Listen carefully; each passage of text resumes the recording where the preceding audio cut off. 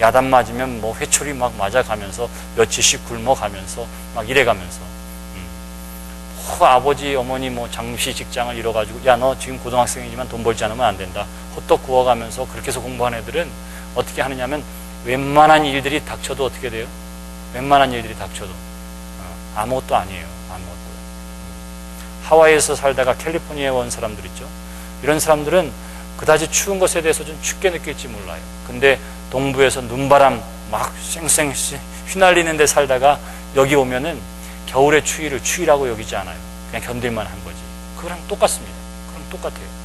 욥이 어떤 처지냐면 여러분들이 아이고 참 힘들겠구나 이렇게 생각하면 안 돼요. 왜냐하면 욥은 우리가 가보지 못한 저 위에서 놀던 사람이에요. 저 윗동네에서 놀던 사람들이기 때문에 이 윗동네에서 놀던 사람이 갑자기 우리도 지금 이렇게 봐야 할 저 밑으로 내려가 있기 때문에 그가 가지고 있는 마음의 상처와 자존감과 고난과 고통이라고 하는 것은 여러분들이 생각하는 것과는 비교할 수 없어요.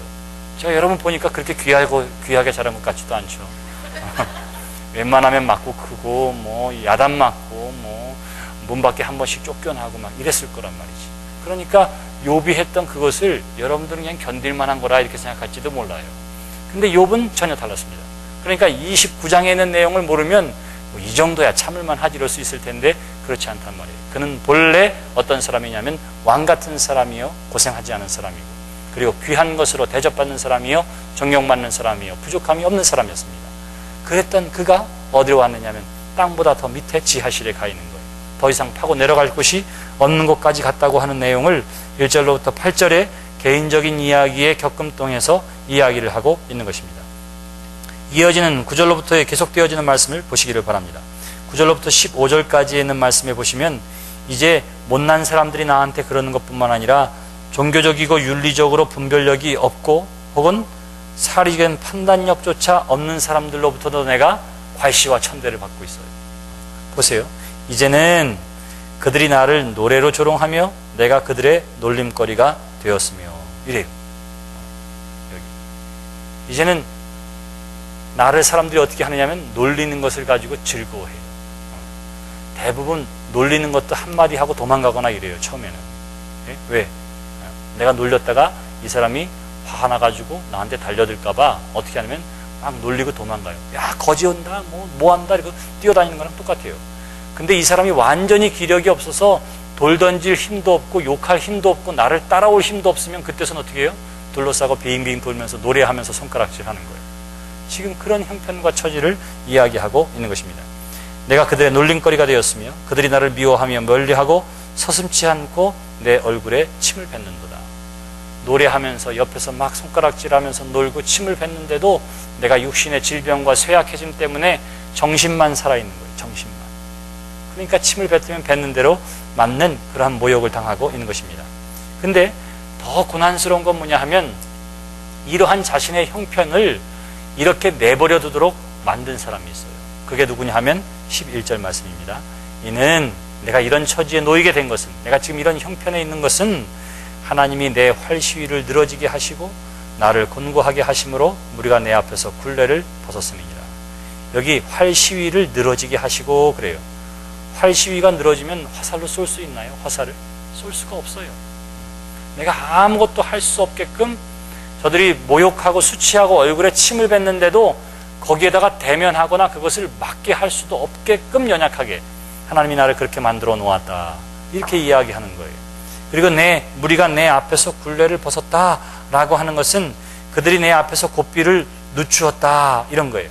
그러니까 그들이 나한테 와서 하나님이 그 나쁜 사람들, 나를 멸시하고 천대하는 사람들이 막 달려오지 못하도록 예전에는 어떻게 했다고요? 하나님이 보호해 주셨다 그랬어요. 마치 고삐를 딱 쥐고서 마음대로 움직이지 못하게 하는 것처럼 하나님께서 그렇게 나를 보호해 주셨는데, 악한 사람들로부터 나를 보호해 주셨는데 그 고삐를 풀어놓은 것으로 말미암아 나한테 막 달려들게 만들었다. 이렇게 얘기하는 거예요.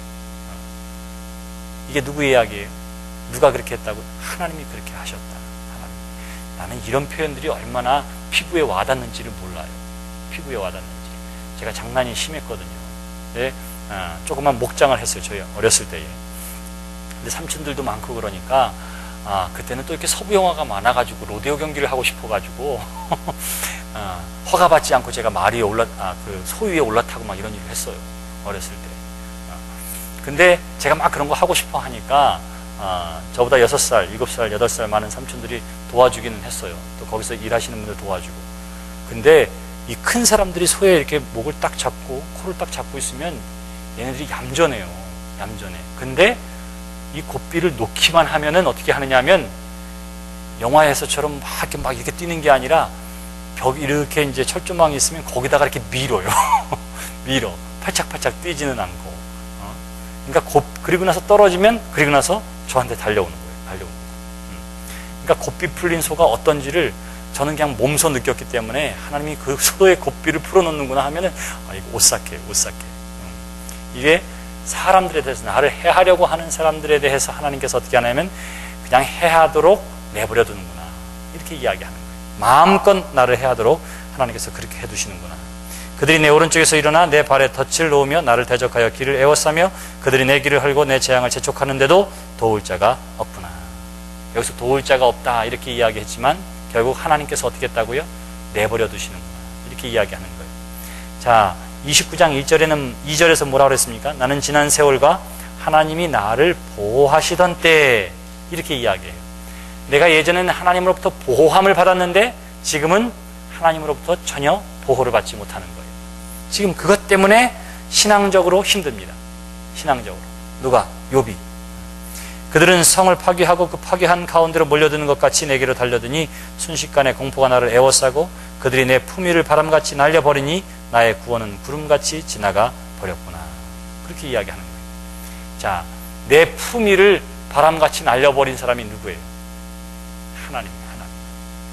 사람들이 와서 나에게 수치와 모욕, 침을 뱉고 막 이러지만 손가락질하고 노래 부르면서 손가락질하지만 결국은 이 사람들이 어떻게 나한테 그럴 수 있었는가 생각해 보니까 하나님이 그 사람들을 그렇게 하도록 내버려뒀기 때문이라 이렇게 생각하는 거예요.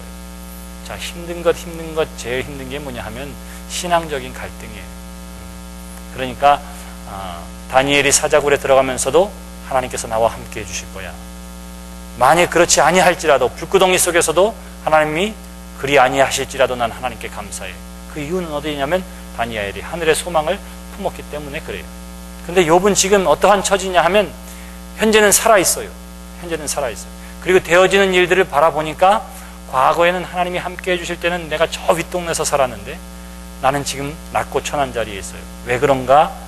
신앙적으로 생각해 보니까 하나님께서 나를 방치해 두셨기 때문에 그래요. 나를 해하려고 하는 사람들을 그대로 두었기 때문이에요. 이것이 욥이 갖고 있는 고난과 고통과 갈등의 정점입니다. 신앙적인 갈등의 정점이에요.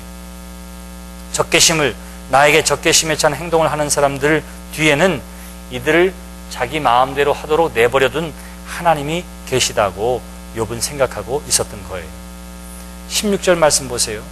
16절로부터 23절까지에 있는 말씀은 이제 신앙적인 이러한 고민을 또 하나 뛰어넘어서 어떻게 하느냐면, 자, 1절로부터 8절까지, 9절까지는 어떤 거냐면 내가 개인적으로 겪게 되는 여러 가지 어려움에 대해서 이야기했어요. 1대1로 겪는.